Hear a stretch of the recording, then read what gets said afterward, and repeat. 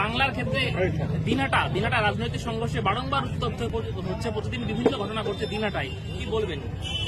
বিষয়টা হচ্ছে যে সামনে যে লোকসভা নির্বাচন আছে, আপনারা জানেন নোটিফিকেশন হয়ে গেছে, আগামী ক্যান্ডিডেট নমিনেশনও সাবমিট হয়ে গেছে।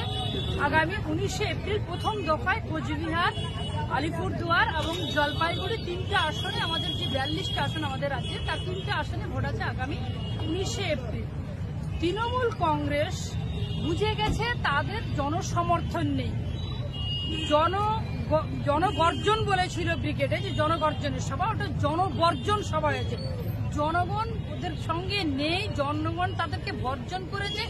সেই হেরে যাবার আতঙ্কে আতঙ্কিত হয়ে বারবার দিনহাটা এবং কোচবিহারের বিভিন্ন এলাকা, এমনকি রাজ্যের বিভিন্ন এলাকায় অশান্ত করবার চেষ্টা করছে, মানুষকে হুমকি দেখিয়ে, মানুষকে ভয় দেখিয়ে নিজেদের পক্ষে টানবার চেষ্টা করছে। সবটাই বৃথা হবে।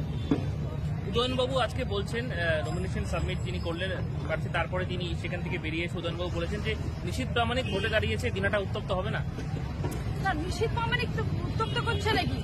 এখানে নিশীথ প্রামাণিকের কনভয়তে অ্যাটাক করেছেন খোদ এখানকার রাজ্যমন্ত্রী, তার সাঙ্গপাঙ্গদের দিয়ে তিনি অ্যাটাক করিয়েছেন। উনি কনভয় নিয়ে চলে যাচ্ছিলেন। এখানে তো নিশীথ প্রামাণিকের বাড়ি নয় দিনহাটায়, তাহলে অ্যাটাকটা তো প্রথমে উনি করেছেন। নিশীথ প্রামাণিক কোথায় অ্যাটাক করেছে? ভিডিওতে তো সবাই দেখেছে।